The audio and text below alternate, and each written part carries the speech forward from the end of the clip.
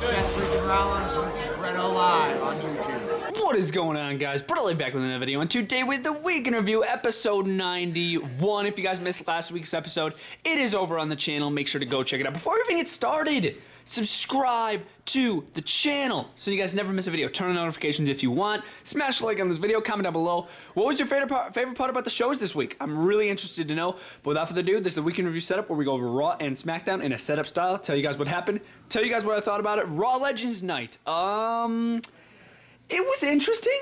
Starting over here, of course, we had Hulk Hogan opening up the show. It was very weird. He was just like talking about his phone, kind of. It was like his phone with like a Hulkamania phone case, and he's like, "Where else can you see Hulkamania and all this?" I'm like, okay, that didn't really make sense at all. But I guess it was pretty cool to see Hulk Hogan.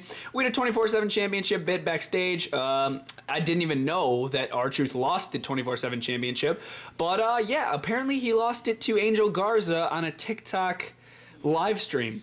But anyways, R-Truth gained it back with a little bit of help from some legends backstage. That was boring as crap. Here, it was scheduled to be Mandy Rose versus Shayna Baszler in a one-on-one match. I'm like, okay, you know, this shouldn't be bad. And then Mandy Rose is entering first. I'm like, okay, I'm getting ready for the match. I'm about to go on my phone during the entrances. And then boom, Shayna Baszler. I'm like, oh my gosh, Shayna Baszler. So Shayna Baszler attacks Mandy Rose. And then who comes up running from behind? Dana Brooke. Of course, Mandy Rose's best friend, I guess.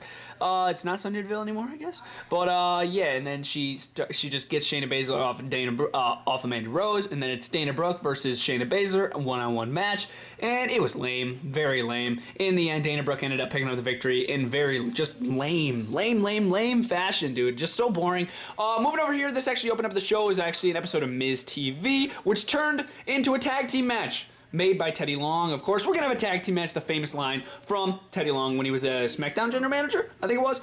But yeah, New Day, Miz and Morrison, hey, ho, ho. And yeah, Miz is Mr. Money in the Bank again. That's crazy. But yeah, he's Mr. Money in the Bank, as I said last week's episode. This match wasn't a half-bad match to open up the show. There were some decent moves from Kofi Kingston and John Morrison. Not bad, but in the end, it didn't really make any sense.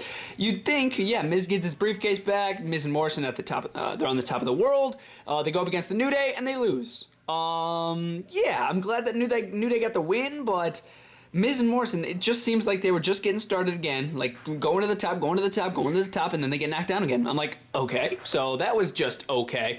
Moving over here was AJ Styles versus Elias, and I think this same match was last week as well. But yeah, this was an okay match. It's just not my favorite. AJ Styles and Elias in a one-on-one match, and then you got Omos or Amos or whatever the heck they call him. This week they were calling him Amos. And the past weeks, they were calling him Omos. How the frick do you announce his name? I pronounce it Omos, but yeah, it's AJ Styles versus Elias. Of course, he had Jackson Riker on ringside as well.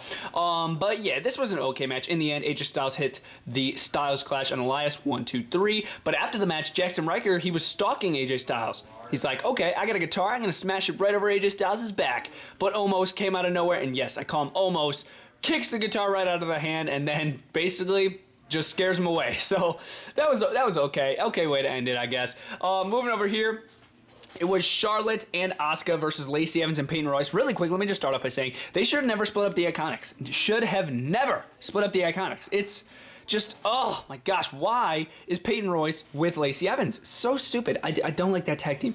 But yeah, it was a tag team match, and of course you had Ric Flair on ringside because of course it's a Legends night. And this was very odd. Lacey Evans and Ric Flair were having like a, I don't know, like a bond on ringside. Like she tried to kiss him at one point. It was just very, very odd. And then Ric Flair, Charlotte was going off the ropes, maybe looking for the natural selection on Peyton Royce, and then boom, grabs the leg of Charlotte. I'm like, what? Don't tell me we're doing this again. We've seen this so many times where Ric Flair and Charlotte have like, you know, mixed opinions and like they just turn on each other. But yeah, and then Ric Flair spoils the match. Peyton Royce gets the victory. I mean, I see why they're giving the victory to Peyton Royce and Lacey Evans, trying to build them up a little bit, but really, this is just, oh man, it was lame. Moving over here was Randy Orton versus Jeff Hardy, but before this match, we had Randy Orton roaming around backstage antagonizing legends. First, he went up to the Big Show, and Big Show's like, you know what, I'm not going to let you ruin my night. I'm not going to let it happen. And then he went up to Mark Henry. He was just not brutalizing, but just making fun, making him feel like crap. And then he also went up to Ric Flair, and he's like, you know what, it felt good kinking your head a couple months ago. But yeah, he just antagonized legends backstage. And then he had a match. It was Randy Orton versus Jeff Hardy. I was actually pretty excited. I'm like, whoa, I I enjoyed their rivalry. I think it was last year when they fought in the cell. I'm like, that wasn't bad. So, and then Jeff Hardy came out with no face paint. I'm like, dang, he looks pretty cool without the face paint, I think. I think it looks better than with face paint. But yeah, Randy Orton, Jeff Hardy, one-on-one match. It was okay. In the end, we had Randy Orton hit the RKO on Jeff Hardy and pick up the victory. That's all I really have to say for that. Randy Orton dominated, and there wasn't really too much clarification on what happened with Alexa Bliss and him. He said that he hated himself for not setting her on fire, so Alexa Bliss must not have gotten set on fire. But honestly, who cares? Moving over here, it was Matt Riddle versus Bobby Lashley, and not a good night for the Hurt Business. I'm going to talk about it, but yeah, he locked in the Hurt Lock on Matt Riddle, and then Matt Riddle taps out. I'm like, oh my gosh, where's the bell? Where's the bell? What's going on? And I forgot that the referee was evading disaster because I think he almost got hit by one of the superstars, and then he didn't see Matt Riddle tap out, and then Bobby Lashley's like, I win, and then a roll up from behind, and Matt Riddle picks up the victory. That was cool. I enjoyed that. That was so cool. Good way to not make Bobby Lashley look bad, but also a good way to make Matt Riddle win. I think that's awesome, and hopefully we could see this in a championship match in the future for the United States title, of course. And like I said, not a good night for the Hurt Business. It was Lince Dorado and Gran Metalik, the Lucha House Party versus Shelton Benjamin and Cedric Alexander. Of course, you had MVP on ringside, and they've been doing this for the past couple weeks now. Shelton Benjamin and Cedric Alexander having like a very tiny disagreement. I've noticed it, just the way that they look at each other and the way that they team with each other. I noticed just a little crack. But yeah, the crack really became pretty big tonight after they lost to the Lucha House Party. They're the Raw Tag Team Championships. They're the Raw Tag Team Champions, and this is actually the second week in a row that Gran Metalik and Lince Dorado are picking up the victory. Last week it was against Miz and Morrison, and now it's against the Hurt Business, so that's pretty cool for them. But yeah, what does this mean for the Hurt Business and the Raw Tag Champs? So that's pretty freaking insane. And then, of course, moving over here, it was Keith Lee versus Drew McIntyre. Main event of the show, of course, Keith Lee getting this opportunity from last week when he went against Sheamus for the WWE Championship opportunity for this week on Monday Night Raw, and he delivered. Keith Lee, Drew McIntyre, this was my favorite match of the night. Oh my gosh, I really felt bad for Keith Lee. Drew McIntyre got him up in the power bomb position outside of the ring, and I'm like, oh my god, he's gonna send him through the table, isn't he? Okay, I'm ready for this. Let's do it. And then Drew McIntyre, he's short, and he hits the corner of the announcer's desk. The desk breaks, but Keith Lee's body got broken even more. He literally hit the corner of that announcer's table, and boom, oh my god, I literally felt it from in my room where I was watching this match. I'm like, oh my god, Keith Lee, are you okay? And then also another spot, they jumped off the top rope and did a Spanish fly, and then I think Keith Lee landed on his freaking head. Because two almost 300-pound guys doing that off the top rope is not safe, but still, this match delivered. In the end, Drew McIntyre hit the Claymore kick to retain his WWE Championship, but it's what happened after the match that really had me intrigued. But yeah, again, Keith Lee, Drew McIntyre, amazing performance. Moving over here, you got Drew McIntyre. Right after the match, getting ready to talk, and the Goldberg comes out, and he's like, this is not a threat, but I challenge you at the Royal Rumble for the WWE Championship. Oh yeah, Goldberg's back again. I don't know how many times he's returned, but this is absolutely insane. He's coming back, he wants another WWE Championship opportunity, this time against Drew McIntyre. I'm looking forward to the match, but yeah, Goldberg back again. Is he just going to win the title and then lose it and leave again? Like, what is he going to do? Like, I'm looking forward to the match, but is it just going to be a repeat of what we saw with the Fiend and then with Brock Lesnar? Is it just going to be a repeat of that? Because I don't want to see a repeat. But yeah, that was pretty interesting. That was pretty cool to see Goldberg come out. But yeah, guys, in the end, I wasn't really the biggest fan of what they did with the Legends Night. They didn't even have to call this a Legends Night, and it would have been the same literally show. It was literally almost no different. Of course, there were legends there, but it was just nothing crazy. Mainly just a backstage segment if they had the camera on the legends. But otherwise, not a half bad show. I'll make sure to rate it at the end of the video. Stay tuned. Continuing the weekend review with an interesting SmackDown. John Cena returned. Kidding. But yes, we're going to start off right over here. It was Big E versus Apollo Crews in an Intercontinental Championship match. This match wasn't bad at all. I love the controversy in the first match that they had. Yes, there was 2 matches between these two guys. The first match ended with a very controversial pin. They did a suplex off the top rope. They both landed similar to this.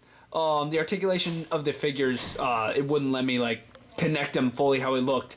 But it was similar to this. Both shoulders were down on both men, and then the ref ruled it Big E winning. So I'm like, whoa, what happens with this? And then Apollo Crews slaps Big E across the face, And he's like, I want another match. And then Big E ended up winning anyway. But still, not bad. I like the controversy. Hopefully Apollo Crews can get some attitude to his character. Also, before I forget, Sonya Deville, obviously she returned last week, but I forgot to mention it. But she returned again tonight, and then she is going to be holding a more of a business role because she said she wants to learn more from Adam Pearce. And we will get into some interesting stuff with Adam Pearce as we keep going.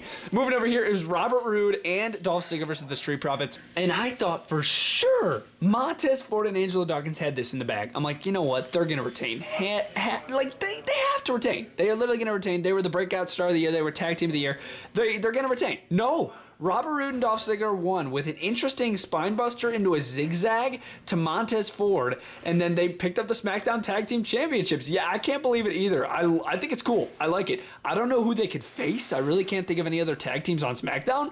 The WWE tag division has just went downhill, in my opinion, but I don't really know who they could face, but it's cool that they're tag champs. I think that's pretty cool. Moving over here, main event, it was a 6-man gauntlet match. You had Sami Zayn, Daniel Bryan, Baron Corbin, Rey Mysterio, Adam Pearce and Shinsuke Nakamura. 6-man gauntlet match. Winner faces Roman Reigns at the Royal Rumble. In the beginning of the show, there was a lot of controversy between Roman Reigns and Adam Pearce. Roman said he thought Adam Pearce hated him, and then he wanted him in a match. It was very, very, very weird. And then he ended up getting him in the match, and then Roman, I guess, wants to face Adam Pearce at Royal Rumble because he beat the crap out of Shinsuke Nakamura, which was going to be the sole survivor, and then beat up Adam Pearce and then put Adam Pearce on top of Shinsuke Nakamura, 1, 2, 3. So I guess Roman Reigns wants to face an easy opponent. I don't know.